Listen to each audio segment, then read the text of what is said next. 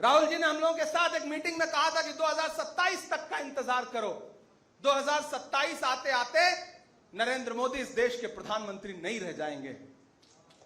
हम सारे लोग चौंके उस समय। हमने कहा भैया कैसे?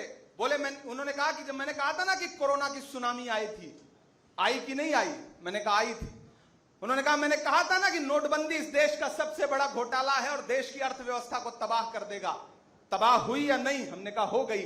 बोले मैंने कहा था कि जीएसटी गब्बर सिंह टैक्स है, हुआ कि नहीं हुआ? मैंने कहा हुआ। तो बोले फिर ये जो कह रहा हूं ये भी होगा, देख लेना, आने वाला वक्त सियासत की पिच को बदल देगा। ये हिंदू मुसलमान करेंगे और लड़के चौराहे चौराहे खड़े होकर के नारा लगाएंगे कि मोदी जब जब डरता है हिंदू मुस्लिम करता है। और बच्चों ने नारे लगाए या नहीं लगाए? जो डर का गुब्बारा बना हुआ था उसको फोड़ दिया। छोटी छोटी बच्चियों ने ऐसे ऐसे वीडियो बनाए कि पूरा इंस्टाग्राम भर गया। भर गया था कि नहीं भर गया था? आपको भी वो नारे सुन के मजा आ रहा था कि नहीं आ रहा था? मजा आ रहा था ना?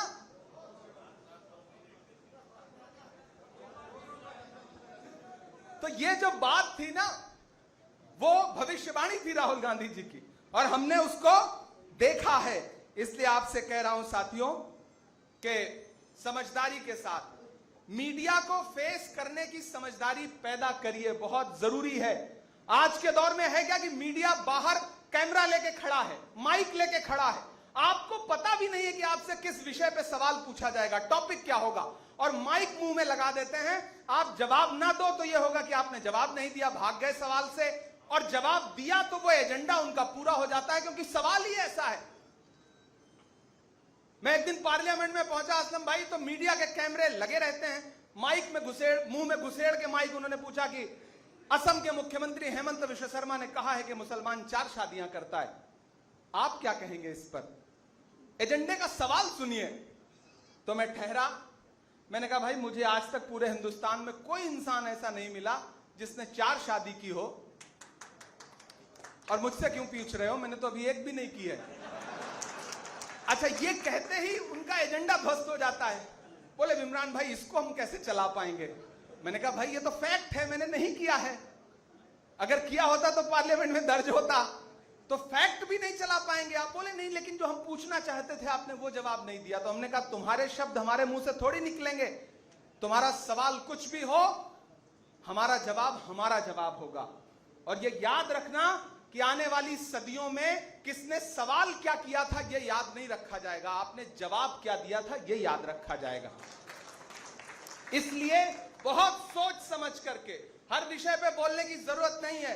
ये छोटे छोटे गांव में जो यूट्यूबर हैं वो चाहते हैं कि ऐसा वीडियो आप दे दीजिए जो वायरल हो जाए, लेकिन उस वायरल वीडियो से कभी कभी संगठन का, पार्टी का नुकसान होता है। इसलिए ऐसी कोई गलती नहीं करना है, बहुत नपातुला बोलना है। याद रखना आपका नाम काफी है वायरल करने के लिए, इसलिए जब भी कुछ बोलो तो ये सोच के बोलो कि बाकियों की कॉपी अगर 100 नंबर में जचेगी तो आपकी कॉपी 500 नंबर में जचेगी। इसलिए उस हिसाब से जवाब देने की कोशिश करना, और लोगों को जोड़िए, मेजॉरिटी के लोगों को जोड़िए, अल्पसंख्यक समाज में जो बाकी लोग आते हैं उनको जोड़िए। जिस तस्वीर में एक पगड़ी दिखाई देती है उस तस्वीर के मायने बदल जाते हैं। एक जैन समाज का कोई साथी बैठा होता है तो उस तस्वीर के मायने बदल जाते हैं। ये ऑप्टिक्स और नैरेटिव का जमाना है। इस ऑप्टिक्स और नैरेटिव को समझ के आगे बढ़ेंगे तो कोई आपको रोक नहीं पाएगा।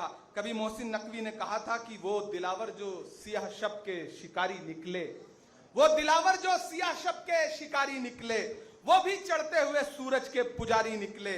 सबके होठों पे मेरे बाद हैं मेरी बातें, मेरे दुश्मन मेरे लफ्जों के भिखारी निकले। मेरे दुश्मन मेरे लफ्जों के भिखारी निकले।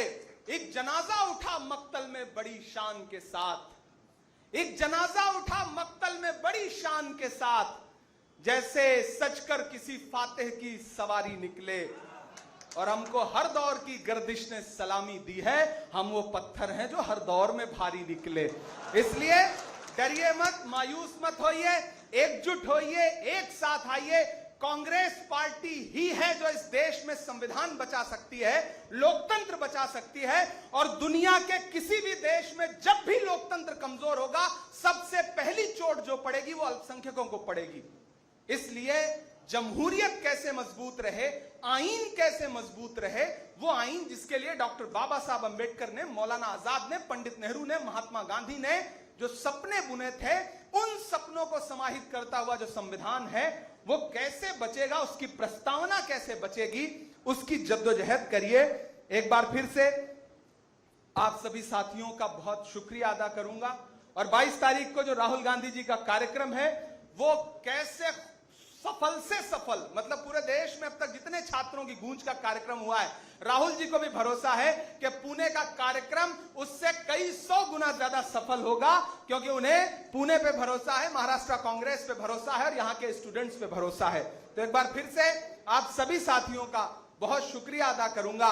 और साजिद भाई इधर आइए आप, और वजाहत भाई आप दोनों लोग इधर आइए। मैं चाहता हूं पहले एक बार जोरदार ताली इन दोनों के लिए, एक का बहुत सफल कार्यकाल और एक का आने वाला कार्यकाल बहुत अच्छा होगा, उसकी दुआएं, उसकी शुभकामनाएं। और वजाहत भाई सिर्फ चार्ज मत दीजिएगा, जरूरत पड़े तो इनको मदद भी करिएगा हर लिहाज से, क्योंकि साजिद भाई आपके साथ खड़े मिलेंगे। एक बार फिर से आप सबको बहुत दुआएं, और जहां भी जरूरत रहेगी मैं हमेशा खड़ा मिलूंगा। अब मैं जब जिले में आऊंगा तब शायरी सुनाऊंगा, आज शायरी का दिन नहीं है।